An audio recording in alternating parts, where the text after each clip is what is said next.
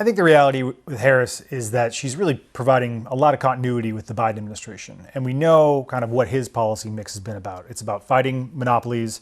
It's about increasing taxes on high-income Americans, and it's about redistributing wealth to the middle class. And that's really what Harris is talking about. She's trying to make this about the opportunity economy, and a key part of that are her tax plans, which would expand the size of the child tax credit, do more to help people on housing, and of course, continue all of Biden's policies, industrial policies, which are investing in the green economy. I think that's kind of Harris's mix. That's probably what you're going to get, especially if she comes into office with both chambers of Congress.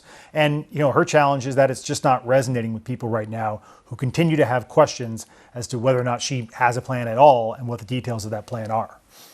Well, of Donald Trump, Kamala Harris says that he has no intention to grow the middle class. Instead, he wants to make the wealthy like him wealthier. Is she right? Does Donald Trump's policies risk hollowing out the middle class in America further? It's hard to say how Trump's policies would affect the middle class specifically. One of the challenges with her argument is that Trump has a record to run on. He was also a former incumbent president. And for 3 years of his presidency before COVID hit, the economy was going pretty strongly. Now, of course, that's because he cut taxes in a way that stimulated growth during the entirety of that period. And the growth stimulus from the tax cuts outweighed the drag from his tariffs. So whatever Harris says about the middle class, I think people will be weighing that against their actual experience when Trump was president. And it seems like most people remember that as being pretty good, of course, the pandemic aside. Well, when we look at that tax cut and tariff policy, that is exactly what Trump is pushing again this time. How do you think that would play out if he were to win? I think his tariff plans are, you don't hear Harris attacking them directly. She's been calling them a national sales tax. And there's some truth to that, of course, because of the fact that tariffs are levied on foreign producers, but they're paid by domestic consumers. So prices would probably go up under Trump's tariff plan. But you don't hear this as something people are complaining about. The tariffs, the protectionism is something that kind of works with Donald Trump's populist message. And I don't know, it's hard to say right now how effective those attacks are that Harris is putting against him. What would a more protectionist and perhaps polarized America mean for the global economy?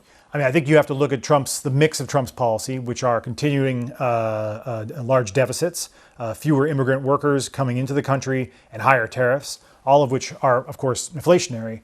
You look at Harris's economic policy mix, the Harris-Biden economic policy mix. She's also pushing industrial policy. And what she wants to do is attract foreign investment into the U.S. through subsidies, through green energy subsidies, through the Inflation Reduction Act, all of which has been pumping up the U.S. economy for a couple of years now.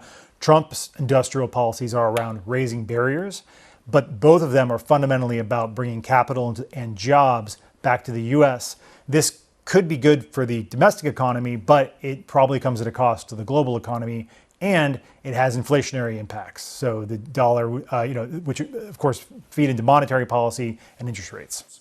Well, Donald Trump has pledged to take jobs and factories from rivals like China. Is that possible? What you've seen actually since the Trump tariffs were originally levied in 2018 is that the Chinese trade balance with the United States has gone down, but their trade balance with the rest of Asia has actually gone up. And the U.S. continues to import a lot of stuff from overseas, just less stuff from China. So the growth story, for example, in Vietnam has actually been quite good because of the extraordinary amount of Chinese investment in there, which has kind of helped keep the economy strong in the region. On inflation, Donald Trump says that the US has experienced the worst inflation we've ever had under Biden. Is there any evidence to support that? And what does inflation look like under Trump and Harris if either were to win? Of course, Trump is prone to exaggeration, so I think it's hard to say that this period of inflation is the worst the U.S. has ever had. The 1970s were not great when it comes to inflation.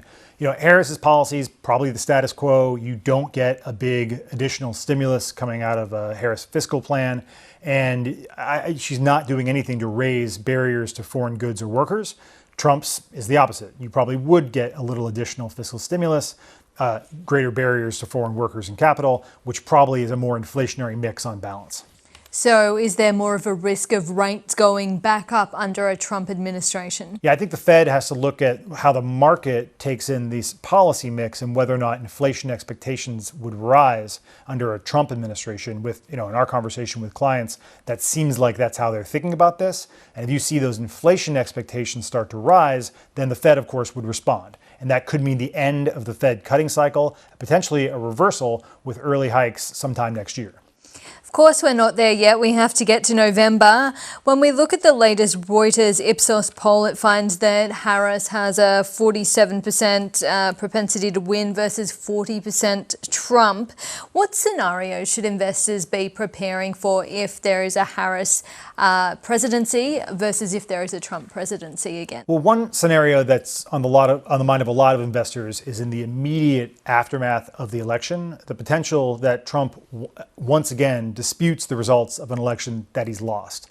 Now, I think if you look back to 2020, most people were pretty confident that Biden had won that election really early on, but there was some turmoil in the post-election period because Trump, continued to push his case that he actually won it. It looks like now Trump's planning to do that already. So even in an election that he's clearly lost, it may look to the public and to the globe that there's a legitimate dispute here over who won this election. And that could be a period of volatility between election day and when the actual votes are certified by Congress on January 6th of next year. So I think that's an important period to keep an eye on for investors who are concerned about short-term volatility. And then longer term, Harris, pretty smooth transition, same group of people, maybe a little bit of turnover. Trump, one of the key things to think about is who he appoints to key positions. Treasury, State Department, White House advisors, and then, of course, in 2026, who he puts at the Federal Reserve. These will all be key questions that will determine the path of policy in a Trump administration. Jon Lieber, thank you so much. Great, thank you.